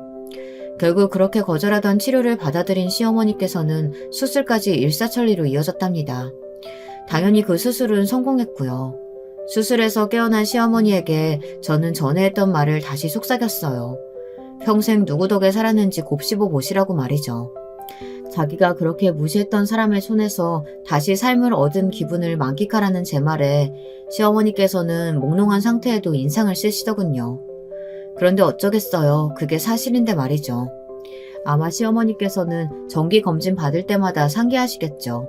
이 모든 순간을 말이에요. 마지막까지 제 사연 들어주셔서 정말 감사합니다. 여러분, 두 번째 사연 시작하기 전에 좋아요와 구독 꼭 눌러주실 거죠? 그럼 두 번째 사연 바로 시작합니다. 이번 사연을 제가 여러분께 소개해드리기 전에 먼저 읽어보고 느낀 바는 군자의 복수는 10년이 걸려도 늦지 않다라는 표현이 생각난다는 것이었어요. 어떤 이야기인지 저와 함께 만나보시겠어요? 안녕하세요. 제가 사연에 빠지다 채널을 정말 애청하고 있는 사람인데요. 설마 제가 직접 사연을 신청해보게 될 줄은 몰랐어요. 글재주도 없는 것 같고 무엇보다 저에게는 사연으로 내세울 만한 경험담이 없는 것 같았거든요. 그러다가 여느 때처럼 유튜브 켜자마자 사연에 빠지다에 들어가서 사연 영상들을 쭉 살피던 중에 잠깐만, 이제 보니까 나한테도 이 사연 같았던 일이 벌어진 적이 있었잖아? 세상에, 어쩜 그 엄청난 일을 겪고도 왜 나한테는 특별한 경험이 없다고 생각을 했었지? 이런 생각을 저로 하여금 들게 만든 어떤 사연 한 편이 있었습니다. 비슷한 느낌의 사연들이 존재한다면 그것은 바로 저처럼 내가 겪은 일과 흡사한 사연을 보고 나서 나도 사연을 보내보기로 결심하였기 때문인 것 같네요. 그런 걸 보면서 깜빡 잊고 있었던 특별한 과거가 생각나기 마련이니까요. 젊었을 적에는 기억력이 좋다 못해서 엄청 뛰어났고 며칠 전 갔던 식당의 메뉴판조차 얼추 기억해냈던 사람이 바로 저였는데요. 세월 앞에서는 장사 없더라고요. 나이가 들면서 어디 가서 기억력을 절대 자랑할 수 없는 사람이 되어버렸어요. 부디 더 늙어서 치매만 안 오길 바랄 뿐입니다. 저는 아들 2명을 둔 엄마예요. 2명 다 장가를 들어서 저에게 어여쁜 손주들을 안겨주었습니다. 그리고 저희 집에는 미우나 고우나 제가 옆구리에 끼고 살아가는 남편이란 작자 한 분이 계시고요. 제가 사연으로 써보고자 하는 엄청난 경험담과는 조금 다른 이야기입니다만은 남편이랑 만나서 어처구니 없는 과정으로 연애를 하게 되고 거기서 또 더욱 황당한 일들을 겪으며 갑자기 결혼까지 하게 된 과거를 적자면 이 자리에 아예 전세를 내야 돼요. 그건 사연 한 편으로 정리할 수 있는 게 아니거든요. 하여간에 저는 아주 우여곡절 끝에 남편을 만나서 결혼을 한 여자입니다. 저는 2남 3녀 집안의 넷째예요. 저의 위로 오빠랑 큰언니, 작은언니, 밑으로는 남동생이 있는 집입니다. 식구 많은 집에 찢어지기 가난하기까지 한 슬픔은 다행히 없었네요. 그냥저냥 사는 수준이었어요. 요컨대 자식들이 모두 학업을 포기하도록 강요되지 않았으며 식구들 모두 입에 무사히 풀칠하고 살 만큼은 되었다는 것입니다. 자식이 5인데 개 중에서 맞이가 아들이라는 것 웬만하면 어떨지 상상이 되시죠? 여기에 엄청 쓸 가부장적인 아버지까지 얹으면 금상첨화가 따로 없죠. 저희 친정집은 아버지와 장남의 양대 산맥으로 이루어진 권력의 구조를 지니고 있었습니다. 큰언니는 어머니와 항상 한패거리를 이루어서 친목을 다졌어요. 참고로 오빠와 큰언니가 고작 1살 차이입니다. 연년생이다 보니까 서로를 견제하고 질투하고 이런 것들이 있었던 것 같아요. 오빠가 장남이랍시고 꼴에 대접은 엄청 수레 받고 자라났지만 큰언니가 원체 똑똑한 사람이었던지라 머리로는 오빠가 뒤처졌었거든요. 이런 부조화에서 오는 불협화음이 있었던 것이죠. 그리고 작은언니랑 제가 또 연년생입니다. 저희 두 사람은 가운데 낀 불쌍한 처지라는 점에서 동병상련이었어요. 위로는 자기가 이 집안의 실세라며 의수대는 오빠와 어머니의 오른팔이자 똑똑하고 성깔 더러운 큰언니와 아래로는 부모님으로부터 귀여운 막둥이 왕자님으로 여겨지는 남동생을 두고 있었으니 작은언니랑 제가 똘똘 뭉쳐서 잘 지냈다면 서로에게 이득이지 않았을까 이런 생각을 한 적이 몇 번 되네요. 하지만 어렸던 저희는 연년생인 김에 더욱 치고받고 싸우면서 자랐습니다. 위아래서 받는 부당함과 서름을 저희는 각자에게 풀어냈던 거예요. 서로 하도 으르렁거리면서 싸우면서 자랐던지라 고등학교를 다닐 때까지는 맨날 눈을 째려댔습니다. 그러다가 성인이 되고 나서부터는 뭐랄까요? 함께 가운데 끼어 살아온 역경을 지나온 것에 대한 전우애 같은 것이 조금씩 생겨났습니다. 네 마음은 세상에서 내가 제일 잘 알고 내 마음은 네가 세상에서 제일 잘한다는 생각이었어요. 저희가 옛날 사람이라 그런지 요즘 젊은이들보다 사고방식이 단순하고도 순수하였죠. 성인이 되고 나니까 어떤 여자랑 결혼을 한 해 만에 떠들어대는 오빠의 모습이 눈에 들어왔고 남자친구와 성숙한 연애를 하는 언니의 모습도 눈에 띄었습니다. 이런 저의 가슴이 울렁거린다는 사실을 가장 잘 알고 있었던 사람이 바로 저의 작은 언니였죠. 어느 날 제가 작은 언니의 아는 사람을 통해서 남자를 소개받게 되었어요. 그 전까지는 자연스럽게 알게 된 사람하고만 사귀어 봤었는데 누군가가 작정하고 소개를 시켜줘서 상대를 만나는 자리는 처음이었습니다. 저는 작은 언니의 조언에 따라서 약속 시간보다 너무 일찍 가지도 않았고 3분 늦게 자리로 갔어요. 여자라면 약간 여우 같은 모습으로 여지를 남겨야 한다던가? 참나, 그런 조언을 저에게 주었고 제가 따랐던 것입니다. 먼저 장소에 나타나 있던 상대, 그 남자가 훗날 저의 남편이 되었습니다. 남편이란 작자가 의수될까봐 제가 구태여 이 사실을 짚지 않고 살아왔는데 여기 지금 사연에서 이실직고를 해보자면 저는 그 자리에서 남편을 본 순간 한눈에 반해버렸습니다. 모르겠어요. 그냥 제가 맞은편 자리에 앉을 때부터 저를 빤히 쳐다보던 그 시선을 발견하자마자 마음에 빨려 들어가던데요. 심장이 콩닥콩닥거리다 못해서 입 밖으로 확 튀어나와 버릴까봐 걱정한 것은 살면서 그날이 처음이었습니다. 꼭 새님처럼 생겨서는 저를 웃겨주기 위해서 이런저런 말을 떠드는 모습도 참 좋아 보였어요. 저는 요즘 표현으로는 밀고 당기기라는 것을 할 여력도 없이 그냥 무조건 남편한테 제가 좋아하고 있다는 것을 확실하게 말하였습니다. 그래서 저희는 금방 사귀게 되었죠. 꿈 같았던 연애는 얼마 못 가서 깨지게 되었는데 이 이유가 진짜 이가 갈리도록 황당합니다. 왜냐하면 남편에게는 좋아하는 사람이 따로 있었거든요. 그게 누구냐고요? 바로 제 작은 언니였어요. 아니 어쩐지 제가 처음 만났을 때 그냥 우스갯소리로 저희 작은 언니가요 약속 시간보다 3분 늦게 자리에 나타나라고 그랬어요. 정말 웃기죠? 이런 말을 했었거든요. 그때 남편이 환하게 웃으면서 와, 그렇네요. 정말 재미있으신 분 같아요. 혹시 작은 언니분의 이야기를 저한테 해주실 수가 있을까요? 이렇게 답변을 했었더랍니다. 지금 생각해도 허공에 주먹이 휘둘러지는 일이었죠. 저는 남편의 속마음도 모른 채로 그저 신나서는 작은 언니의 이야기를 주절주절 다 떠들어줬었네요. 제 친정의 오남매는 외적인 생김새가 친탁을 하였느냐 아니면 외탁을 하였느냐 두 가지로 갈립니다. 외탁을 한 작은 언니와 남동생은 보는 사람으로 하여금 살짝 가련함을 불러일으키는 느낌이 납니다. 반면에 친탁을 한 오빠, 큰언니, 그리고 저는 전생에 못해도 장군이었음이 분명한 체형과 체격을 지니고 있었고요. 미스코리아처럼 마른 몸매를 가져보고자 아무리 다이어트를 해봐도 타고난 골격 때문에 한계가 있어서 저는 아가씨 시절에도 남자들로 하여금 보호 본능을 일으키지 못하는 외모의 소유자였답니다. 그런데 남편의 이상형은 바로 저의 작은 언니 같은 사람이었나 봐요. 지금에야 나이가 들어서 인상이 확 바뀌어버렸지만 작은 언니가 소시적에는 한 청순가련하는 인물이었거든요. 얼굴이 막 예쁘진 않지만 분위기가 한껏 여성스러운 사람들이 있죠. 바로 저의 작은 언니가 그런 사람이었어요. 그 외모의 이면에 고집스럽고 괴팍한 성격이 숨겨져 있다는 건 친자매인 저만 알았을 뿐 남편은 몰랐다고 합니다. 하여간 남편은 작은 언니의 지인들을 통해서 작은 언니를 알게 된 이후 짝사랑을 했었대요. 그런데 작은 언니가 워낙 인기가 많은 데다가 성격이 그리 나긋하진 못하니까 접근하기가 어려웠다는 것이죠. 아니 여기까지는 그러려니 하겠는데 작은 언니랑 가까워지고 싶어서 그 여동생인 저와 소개를 받는 제안을 받아들였다는 것이 말이나 됩니까? 이것은 사람을 우롱하는 행위였어요. 우연히 남편의 원래 속내를 알게 된 제가 거품을 물고 분노한 것은 당연지사였습니다. 이 호랑말코 같은 자식아, 여자 마음을 가지고 놀아? 재활용도 안 될 쓰레기 같으니라고. 다시는 내 눈앞에 나타나지 마. 이미 임자가 있는 우리 작은 언니 앞에도 당연히 나타나지 말고, 알아들었냐? 저는 망설이지 않고 남편에게 이별 선언을 하였습니다. 돌아서는 저를 잡아채던 남편의 손길을 느끼자마자 그대로 몸을 휙 돌려서 남편의 귓방망이를 한 대 쳐주었던 저의 활약. 그 순간은 세월이 흐른 지금에 와서 곱씹어봐도 정말 대단한 것 같습니다. 저란 존재가 만들어낸 인생의 명장면 중에서 가히 손꼽히는 것이어요. 그 일로 작은 언니는 괜히 저에게 미안해하였으며 태어나서 처음으로 저의 눈치를 살살 살펴댔습니다.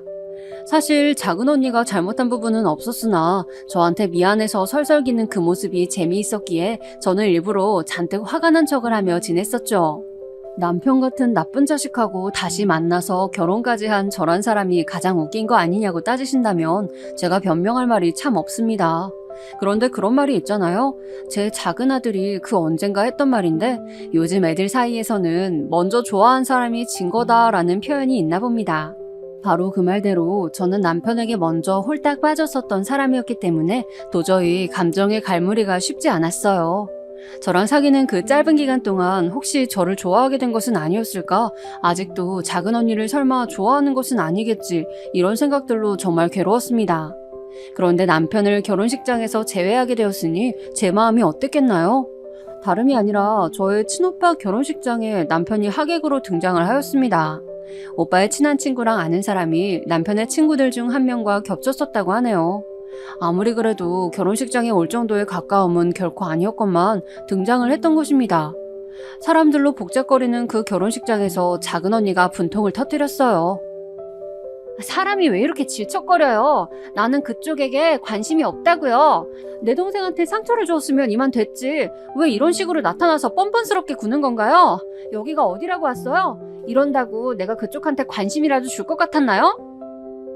작은 언니가 남편한테 그렇게 따져 묻고 있었을 때 저는 조금 떨어진 거리에서 그쪽을 쳐다보면서 소리를 듣고 있었습니다. 가슴이 싸하게 아픈 것을 보아하니 그리고 또 정장을 차려입은 남편의 모습이 멋있게 보이는 것으로 밀어보자니 저의 마음은 아직도 몇 달이 지나도록 남편에게 꽂혀져 있는 게 분명하였어요. 그런 제 자신이 너무 초라하고 비참해서 어쩔 줄을 모르고 있었을 때였습니다. 묵묵히 작은 언니가 따지는 것을 듣고 있었던 남편이 드디어 입을 열어서는 이렇게 대답을 하였습니다. 제가 오늘 이곳에 나타난 것은 염치불구하고도 좋아하는 여자를 보고 싶어서였습니다. 그 말을 듣자마자 짜증이 확 일어났죠. 도대체 저 인간은 작은 언니를 왜 그렇게까지 좋아하나 싶어서요. 작은 언니도 마찬가지였는지 신경질을 부렸습니다. 아니, 그쪽이 나를 좋아해도 소용이 없다니까요? 내가 그쪽을 안 좋아한다고요. 사람이 포기할 줄도 알아야지. 나원 참. 저기 죄송한데 제가 좋아하는 여자는 동생분입니다. 네, 뭐라고요? 제 동생이요? 그쪽이 농락하고 말았던 바로 제 동생이요? 작은 언니의 깜짝 놀란 반문에 남편은 묵묵하게 고개만 2번 끄덕였었지요. 그 다음에 작은 언니가 뭐라고 했었던가. 아마 남편에게 헛소리하지 말라면서 잔소리를 퍼부었던 것 같은데 정확하게 못 들었더랍니다. 왜냐하면 저는 이미 이성을 잃고 그쪽으로 달려가서 남편의 손을 확 낚아챘었거든요. 마치 수렁에 빠진 사랑하는 여자를 구해낸 백마탄 왕자님 마냥 멋지게 그 손을 낚아채서 다른 장소로 내달렸답니다. 저는 체격뿐만 아니라 힘도 타고난 장군감이었거든요. 남편은 팔랑개비처럼 저에게 손을 잡혀서는 따라왔지요. 이윽고 멈춰선 제가 남편한테 말했습니다. 저는 다른 거 전부 상관없어요. 아무것도 따지지 않을게요. 딱 하나만 묻고 싶어요. 저를 좋아한다는 게 진심이에요? 그러자 남편이 얼굴이 시뻘개진 채로 저를 내려다보면서 또 고개를 2번 끄덕이는 겁니다. 처음에는 불순한 의도였고 해선 안 될 나쁜 짓으로 접근한 것이었지만 어느새 제 마음은 진심이 되어 있었어요. 네, 좋아하는 마음은 거짓 없는 진심입니다. 남편이 그렇게 대답했을 때 저는 그야말로 가을 동화의 송혜교처럼 너의 죄를 사하노라가 되어서 남편의 모든 지난 행각을 용서해 주었습니다. 이것이 남편과 가짜 말고 진짜 연애를 시작하게 된 계기였네요. 연애하는 동안에는 작은 언니는 물론 갖가지 인물들이 회방을 놓았고 저희 2사람이 제발 헤어지기를 연부를 외워주었습니다. 그래서인지 결혼까지는 정말 힘들었고 파혼의 위기도 겪었습니다. 예상하지 못했던 막강한 예비시댁을 맞닥뜨리는 바람에 제가 개고생을 좀 했었거든요. 결혼 직전에 있었던 일을 쓰면 이제 제가 위에서 말씀드렸다시피 사연 한편으로는 절대 못 끝냅니다. 엄청나게 다사다난했었으니까요. 그래서 저의 지인들은 제가 남편이랑 결혼을 안 한 줄로만 알았었대요. 다들 저를 보면서 에이 설마 저렇게까지 상황이 안 좋은데 결혼을 하지는 못하겠지 이런 생각들을 똑같이 했다는 것입니다. 그 이야기를 저희의 결혼식 날 신부 대기실에 저를 찾아와 전해주었던 지인들 덕분에 저는 결혼식에서 눈물 한 방울도 흘리지 않을 수 있었네요. 결혼식 내내 속으로 이것들이 내가 끝내 파혼할 거라고 다들 생각했었단 말이야? 이거 아주 웃기는 짬뽕들 아니야 전부? 이런 생각을 하느라 눈물이 날 겨를이 없었거든요. 반면에 남편은 주례를 들을 때부터 이미 눈물이 그렁그렁 했었는데 양가 부모님께 인사를 올리는 순간 눈물을 주르륵 흘리고 말았답니다. 신부가 아니라 신랑이 눈물을 흘리고 있으니까 하객들은 전부 수근수근거리고 제가 아주 부끄러웠어요. 저희 결혼식에 참석했던 친척 동생들이 그러더라고요. 결혼식 모양새가 꼭 부잣집 여자한테 팔려가는 남자 같았다고요. 나라에 크게 공을 세운 여장군에게 바쳐진 남자 같기도 했다고 말입니다. 장난스럽게 그리 말한 것이었지만 듣고 있던 저는 머리 뚜껑이 조금 열리고 말았죠. 그래서 신혼 때 괜히 애꿎은 남편만 뒤지게 잡았었습니다. 왜 쓸데없이 결혼식에서 계속 쳐오는 바람에 이런저런 말들이 나오게 만들었냐고 말입니다. 남편은 저에게 용서를 빌어야만 했었죠. 이로써 남편은 연애 시작 때부터 결혼한 직후까지 저한테 미안한 일 투성이인 사람이 되었던 것입니다. 결혼 전에도 시댁 식구들 때문에 좀 여차저차한 일들이 있었고 이것 때문에 남편이 저한테 엄청 사과했었거든요. 그래서 남편은 제 앞에서 머리 숙으려야 하는 죄인이었어요. 객관적인 사실로만 따져봐도 남편이 저한테 잘못한 일이 꽤 되었었죠. 이러쿵 저러쿵 사건 사고가 많은 사람이었음에도 제가 끝끝내 결혼했을 정도라면 외모가 장동건 수준이거나 집이 재벌급으로 부자였냐고요? 그렇게 추론하신 분들이 계시다면 제가 조금 실망을 시켜드려야 할 것 같네요. 키는 큰 편이었지만 남편의 외모가 뛰어나진 않았어요. 대신에 웃을 때의 인상이라든가 사람에게서 풍기는 느낌이 굉장히 좋은 사람이었죠. 시댁이 부잣집과는 거리가 멀었어요. 차라리 저희 친정이 더 잘 살았던 것을요. 무엇보다 남편의 형에게 모든 경제적인 것들이 몰아져 있었고요. 저에겐 아주버님 되시는 그분과도 또 두어 차례 사건들이 있었는데 하여간에 이런 것들까지 다 합치면 남편은 정말이지 저한테 미안한 것만 수십 가지였습니다. 그래서 제가 결혼하고 난 뒤로 남편을 꽉 휘어잡고 살 수 있었죠. 늘 당당하였고 거리낄 것 하나 없이 턱을 빳빳하게 쳐들고 다녔습니다. 그런데 바로 이런 제가 정말 황당한 사건에 휘말려서는 남편에게 면목이 없어지게 될 줄이야. 그때는 정말이지 미처 알지 못하였어요. 집안의 경제권을 제가 쥐고 있었거든요. 그래서 저는 이 돈을 잘 굴리고자 하였습니다. 요즘 분들은 모르실 거예요. 같은 동네 사람들끼리 하던 개모임이라는 것을 말이죠. 네, 맞아요. 바로 이 망할 놈의 개모임 때문에 제가 패가망신하여서 남편 앞에서 고개를 푹 숙이고 조아리는 신세로 전락하게 되었던 것입니다. 제가 개모임에 들어갔다가 돈을 왕창, 그것도 전 재산을 홀라당 날려버리고 말았으니 그 금액이 한 푼 두 푼이 아니었던 것이죠. 당시에는 말이죠. 동네 아주머니들끼리 같이 들었던 개모임은 단순한 친목 형태를 넘어선 일종의 마을 금융고와도 같은 것이었습니다. 개모임마다 차이가 있었기에 굴러가는 방식들이 다 똑같지 않았던 것은 나이가 조금 있으신 분들이라면 다 아실 거라고 생각해요. 대체로는 매달 일정한 금액을 모아서 한 사람에게 몰아주는 방식이었죠. 몰아주는 순서는 계주를 첫 번째로 하여 배려해주고 나머지 사람들은 각자의 형편에 맞추어 정하였습니다. 대신 앞번 순서들은 목돈을 일찍 타는 만큼 원금에다가 이자를 덧붙인 원리금을 매달 갯돈으로 내놓았고요. 반대로 뒷번 순서일수록 내는 갯돈이 원금보다 적게끔 책정이 되었습니다. 더 내는 이자가 덜 내는 돈을 충당하기 때문에 매달 일정한 갯돈이 만들어졌던 것입니다. 이 모든 것을 계모임의 대장격인 계주가 조율하고 정하여서 모든 운영까지 책임졌습니다. 그렇기 때문에 계주는 절대 아무나 맡을 수 있는 자리가 아니었어요. 만에 하나 사고가 나더라도 수습을 해낼 수 있을 거라는 믿음을 다른 사람들에게 줄 수 있는 인물이어야만 했습니다. 재력은 기본적으로 뒷받침되어야만 하였으며 각종 여러 가지 의견들을 한데 모아 조율을 할 수 있는 카리스마 또한 갖추고 있어야 하였고요. 당시에 저희 동네에서도 계모임이 있었는데 제가 들고 있었던 그리고 제가 돈을 잃어버렸던 계모임은 성직이 엄마가 계주를 맡고 있었습니다. 일남 삼녀의 자식들을 둔 성직이 엄마는 딸만 줄줄이 셋 낳았다가 넷째 막내 아들을 낳은 사람이었죠. 아들을 낳는 것에 한이 맺혀 있었던 사람으로 기억이 되었습니다. 아들의 이름인 성직에서 본따 불리는 성직엄마라는 호칭을 당사자가 무척 좋아했었죠. 제가 그 개를 들었던 사람이기 때문에 당연히 성직엄마와 친분이 있었으며 곧잘 재미있게 지냈던 사이였습니다. 저는 아들만 둘이었기에 딸만 계속 낳아 키우다가 막둥이로 드디어 아들을 얻은 성직엄마에게 이런저런 아들 육아법을 조언하고 또 전수해주는 역할을 맡고 있었어요. 그래서 저는요, 설마 하니 성직엄마 같은 사람이 갯돈을 홀라당 들고 튀어버리는 파렴치한일 거라고는 상상조차 못했었습니다. 그렇기에 그 어마어마한 돈을 쏟아부었었던 거예요. 한치의 의심도 없는 믿음이 있었기 때문입니다. 당시에 결실을 기다리면서 부었던 그리하여 제가 잃게 된 돈은 무려 7천만 원 가량이었습니다. 여기 계신 분들의 주 연령층을 제가 알진 못하겠으나 7천만 원은 지금으로 봐도 어마어마한 금액 아닌가요? 그 돈이 옛날로 따지면 그 가치가 얼마나 대단하였을지 짐작하실 수 있으리라고 믿어요. 무려 7천만 원이었습니다. 억울하기도 하지만 부끄럽고 창피해서 어디 가서 얘기를 쉬이 할 수도 없었습니다. 계모임 때문에 7천만 원을 날렸다니 이건 당한 사람도 바보 천치라고 불릴까봐 겁이 났었기 때문입니다. 아니야, 성직이 엄마가 그럴 리가 없어. 그 돈이 어떤 돈인데 우리 집의 모든 것임을 성직이 엄마가 뻔히 다 알고 있는데 알면서도 그럴 순 없으니까.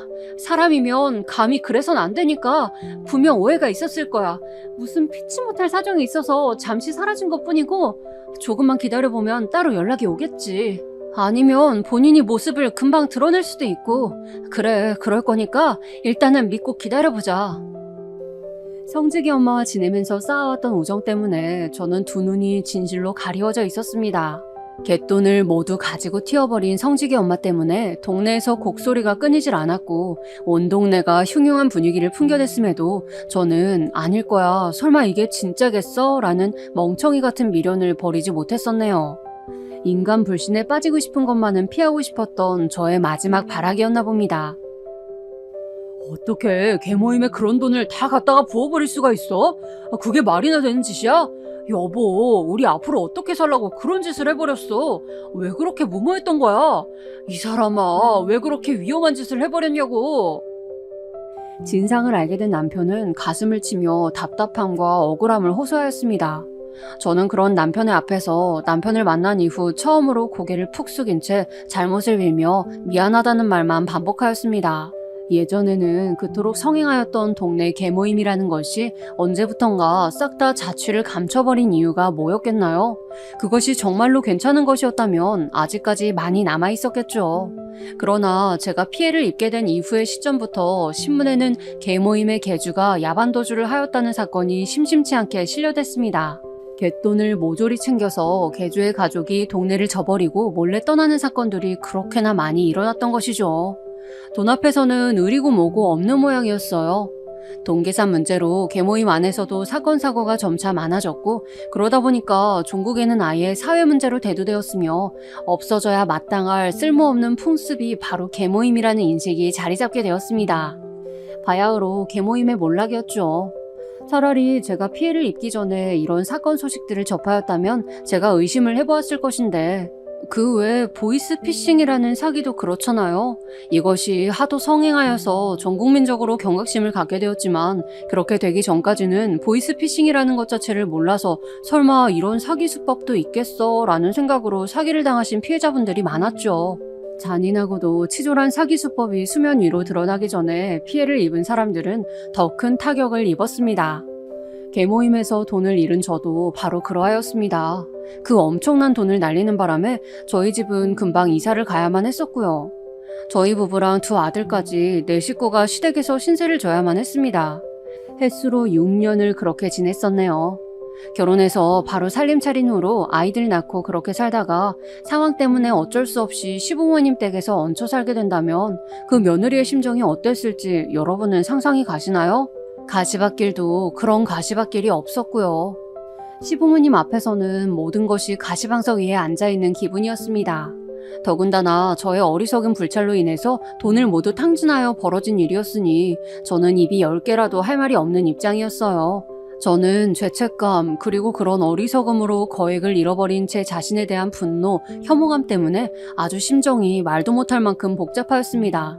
진짜 농담이 아니고 저희 아이들만 아니었으면 콱 죽어버릴까 했었어요. 그 정도로 힘들었죠. 저는 시간이 갈수록 소극적인 사람이 되어갔고 시댁에 얹혀 산 지 4년이 지났을 무렵에는 완전히 기가 눌려 있었습니다. 어떻게 해봐도 계모임 때문에 날려버린 거액의 그림자에서 제가 벗어날 수가 없었어요. 고된 시집살이도 묵묵히 견뎌내야만 해야 했습니다. 결혼 전에는 자잘한 일들이 있었기 때문에 시부모님께서 저한테 결코 말씀을 쉽게 못하셨었는데 이제는 완전히 전세 역전이었죠. 뿐만 아니라 시댁 식구들도 전부 저를 힐난하며 우습게 여겼습니다. 저 때문에 남편이 늘 고생하고 산다며 이런 남편은 죽었다 깨어나도 못 얻는다면서 저한테 이혼당하지 않은 것만으로도 감사하고 살 줄 알아야 한다며 모두가 그렇게 말을 하였습니다. 그런 소리들을 하도 귀가 따갑게 듣다 보니까 정말 그런 걸로 여겨지더군요. 계모임에서 사기를 당하고 거액을 날려버린 뒤 시댁에서 얹혀 산 지 6년째가 되었을 때 비로소 저희 집은 분가를 하게 되었습니다. 그리고 이때는 이미 남편의 성격이 꽤나 변한 이후였어요. 자기 부모랑 사는데 자기는 어려움이 전혀 없었겠죠. 더군다나 자기 부모 앞에서 조아리는 자기 아내를 보면서 자연스레 서열 정리를 한 것도 어찌 보면 당연하였습니다. 저는 어느새 남편한테는 찍소리 못하는 아내가 되어 있었어요. 제가 원래 그런 것과는 거리가 먼 사람이었기 때문에 분하였던 것입니다. 원래 소심하고 남편 앞에서 고분고분한 아내였다면 분할 일도 적었겠죠. 하지만 저는 원래 남편의 머리 꼭대기 위에 있으려던 아내였기 때문에 이런 전세역전의 상황은 정말이지 뼈가 아픈 패배였습니다. 그래도 모두가 나한테 이혼 안 당한 것만으로도 천우는 타고났다고 말을 하잖아. 그런 걸 보면 내가 행운아인가 보지. 앞으로도 얌전하게 살아야겠지. 갯돈으로 날려버린 그 돈만 생각하면 자다가도 눈이 번쩍 떠지고 저절로 이가 갈리고 눈에서는 피눈물이 흘러나올 지경이지만 그게 다 나의 어리석음으로 그렇게 되었다고 모두가 말을 하니까 도망간 개주를 욕하기보단 속아 넘어간 나의 안일함을 탓하니까 내가 마땅한 죄인처럼 굴어야겠지. 저는 상황에 순응하며 지냈습니다. 제가 계모임에서 잃어버린 그 거액의 일부는 친정의 돈이었기 때문에 저는 차마 친정 식구들한테도 아무런 투정을 부리지 못한 채 그렇게 살았습니다. 미칠 듯한 죄책감과 개주였던 성직의 엄마에 대한 분노, 배신감으로 저는 만성두통을 앓게 되었죠.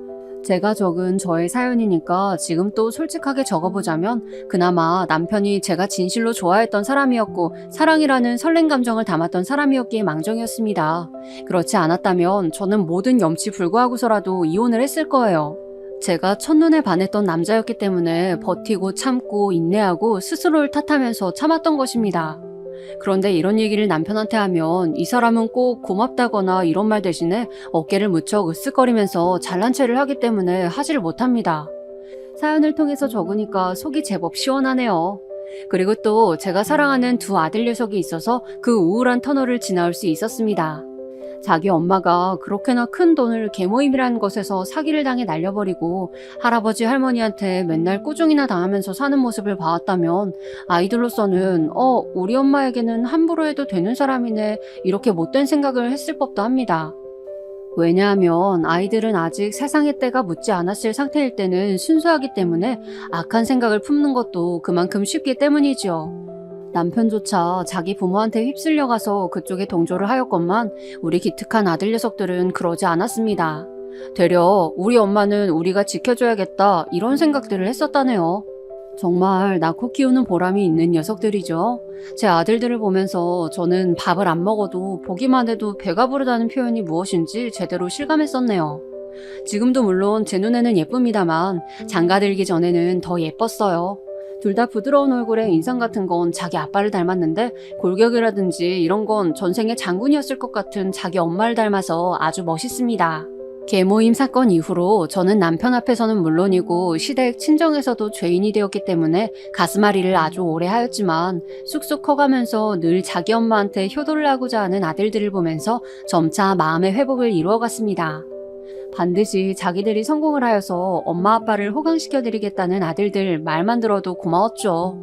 저희 큰아들은 명문대를 떡하니 졸업하여서 제 길을 살려주었습니다.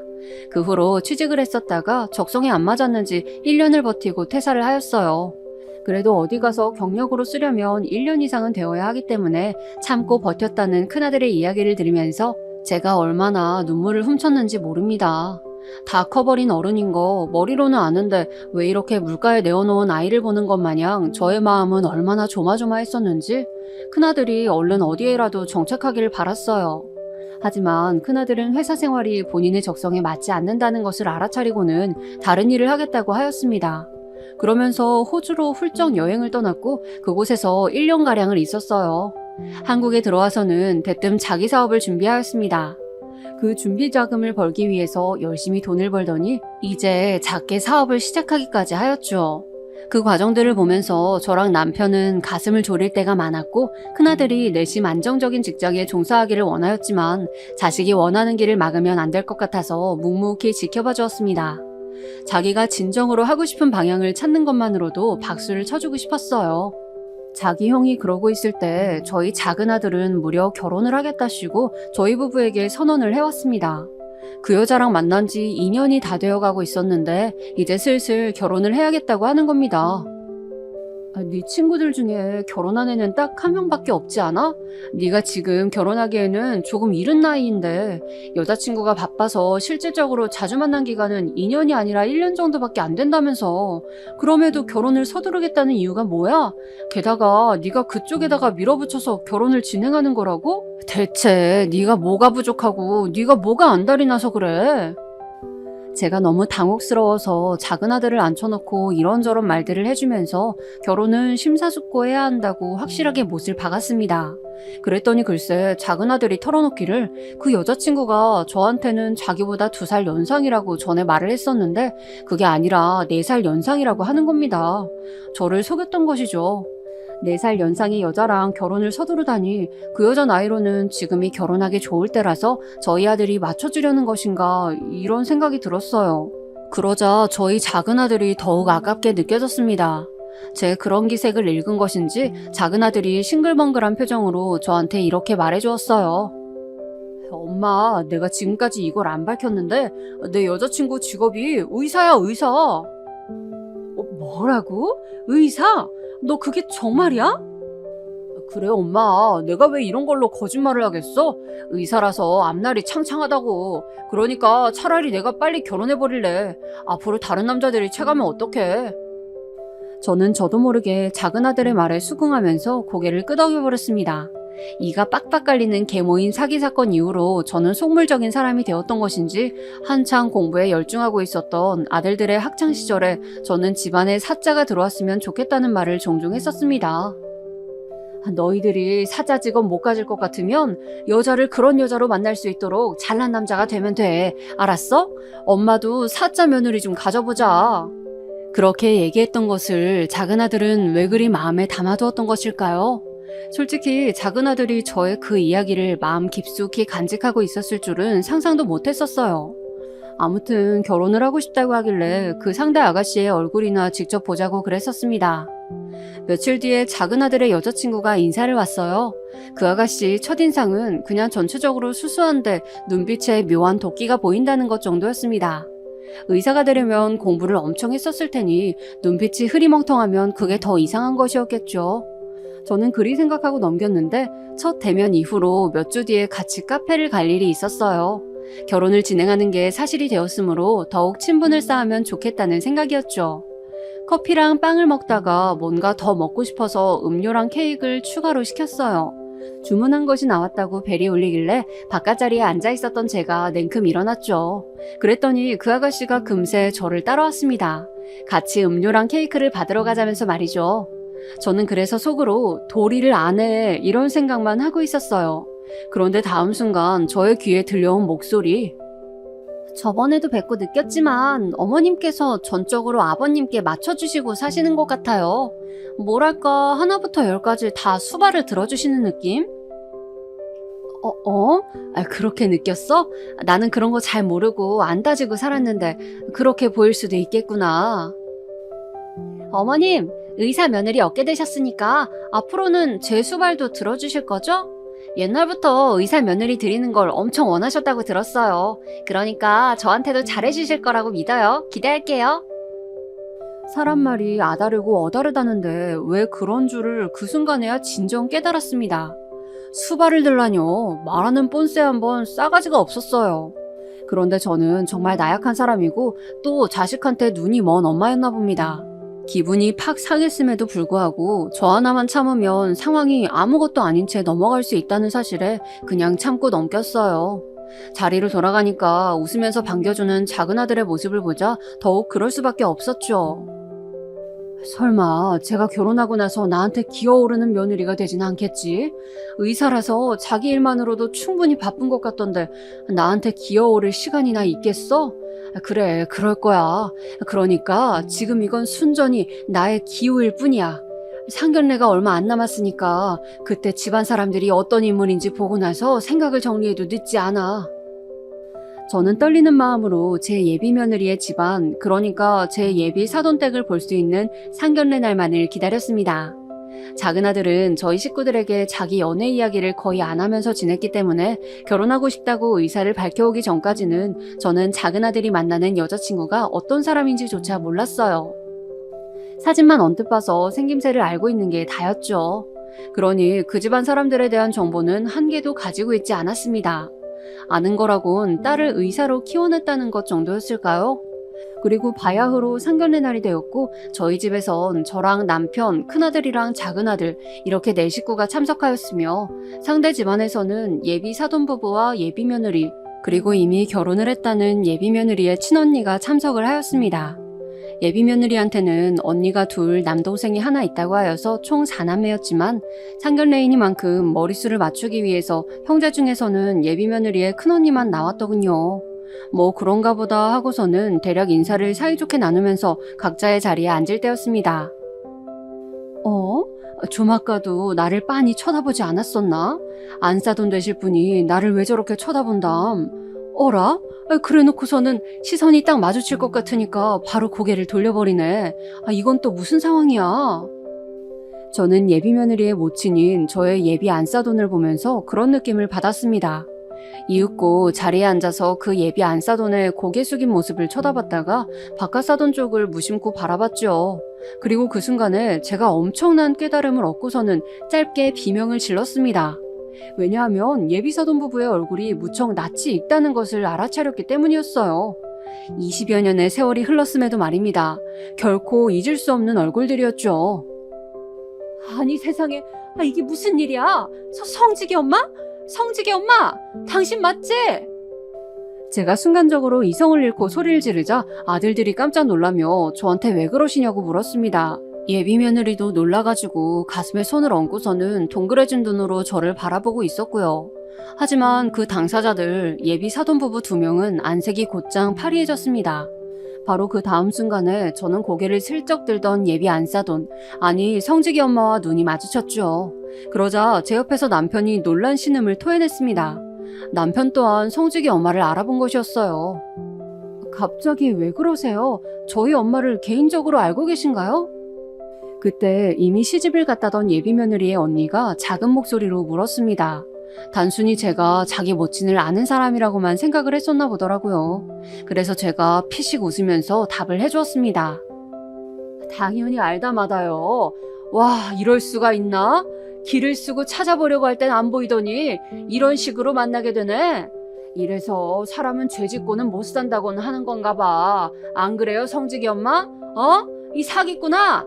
내 돈! 우리 집의 전 재산이었던 피 같은 돈을 가지고 야반도주를 했던 이 망할 여자야. 너 오늘 잘 걸렸다. 제가 자리에서 벌떡 일어나자 성직이 엄마가 작게 비명을 지르면서 앉은 자리에서 뒷걸음질을 치려다가 의자에서 굴러 떨어졌습니다. 그 옆에서 예비 며느리, 아니 예비 며느리였던 아가씨가 어쩔 줄을 몰라 했고요. 성직이 엄마의 남편, 그 아저씨는 누나를 이리저리 흔들면서 입술까지 덜덜 떨었습니다. 그때 제 남편이 테이블을 빙 놀아서 걸어가더니 바로 그 아저씨의 멱살을 잡아 흔들었어요. 이제야 만나는구나, 이 사기꾼 집안아. 지금까지 발 뻗고 잠만 잘 잤겠지? 아닙니다. 저희도 너무 힘들었어요. 마음이 어려워서 죄책감 때문에 잘 못 살았습니다. 어디 뚫린 입이라고 변명을 짓거려대? 이 범죄자 주제에. 상황 파악이 된 저희 아들들은 바로 분노했습니다. 설마 하니 저희 식구를 그렇게나 힘들게 만들었던 계모임 사기 사건의 주범이 예비사돈 집안이었다니. 특히나 작은 아들이 충격을 크게 받았는지 자기의 예비 신부였던 아가씨에게 외쳤습니다. 집이 경제적으로 어렵지 않아서 의사 되기에 유리했다고? 나한테 분명히 그렇게 말했었지? 그 돈이 우리 집 등쳐먹어서 생긴 돈이었어? 너같이 구역질 나는 집안의 여자한테 빠져서 결혼까지 하려고 했다는 게 정말 수치스럽다. 네 집안 때문에 우리 집이 얼마나 힘들게 살았었는지 알아? 우리 엄마가 얼마나 고통스러운 나날을 버텨왔는지 알기나 하냐고. 작은 아들이 소리를 지르자 그 아가씨가 창백해진 얼굴로 아무 말도 못하였습니다. 자기가 어렸을 적에 온 가족이 야반도주를 했었다는 것을 본인도 확실히 기억하고 알고 있었을 테니까요. 그 야반도주의 계기가 계모임 사기였고 피해자가 저희 집이었다는 것은 몰랐던 모양이었습니다. 곧 눈물을 뚝뚝 흘리면서 그런 말들을 해댔는데 솔직히 전혀 와닿지가 않았습니다. 파혼은 당연하고 나는 피해받았던 값도 두둑하게 돌려받아야겠어. 내놔, 돈 내놓으라고. 제가 성직이 엄마의 멱살을 거칠게 흔들면서 말하자 그 집 큰딸이 경찰을 부르겠다고 하더라고요. 그래서 제가 그랬어요. 부를 거면 빨리 부르라고요. 경찰 불러서 왜 이런 일이 일어났는지 소상히 고하고 당신의 시댁에도 이 사실을 다 알리고 당신의 동생이 일하는 병원에도 이 소식을 널리 퍼뜨리자고 그랬습니다. 그랬더니 성직이네 아저씨가 무릎을 꿇었습니다. 곧 그 집 큰딸도 옆에서 무릎을 꿇고는 실언을 했다며 사과하더군요. 조금도 지체하기 싫었고 저는 당장 은행으로 가서 성직이 엄마 그리고 예비 며느리였던 그 아가씨의 계좌에서 돈을 넘겨받았습니다. 돈을 순순히 주겠다더니 사람 마음이 어쩜 그렇게 간사한지. 은행에 가자 말을 바꿔서 7천 정도가 아니라 5천 정도였다면서 우기더군요. 성직이 엄마, 나는 그 증거장부를 이날 이때껏 간직하고 있었어. 내가 그거 집에 가서 가져올까? 그럴 것 없이 그냥 딸내미가 다니는 병원에 가서 의사들한테 상황 설명하고 기금 받는 게 더 빠르겠다. 안 그래? 제가 나긋하게 말을 해주자 그제서야 돈을 탈탈 털어서 저에게 입금해 주었습니다. 총 받은 금액 7,200만 원, 그들 수중에 있었던 현금의 전부와 맞먹는 금액이었습니다. 솔직히 더 받고 싶었지만 그러지를 못했네요. 대신에 저는 그 아가씨가 다니는 병원에 소문을 흘려버렸습니다. 사기꾼 집안이라서 파혼당했다고 말입니다. 2달 후에 그 병원을 그만두었더군요. 소문을 안 내겠다는 약속을 지키지 않은 것은 저희 측의 잘못은 맞지만 애초에 신의를 저버리고 돈을 떼어먹는 엄청난 사기를 친 집구석에서 설마 저희가 그런 약속을 지킬 것이라고 염치 없이 기대한 것은 아니었겠죠.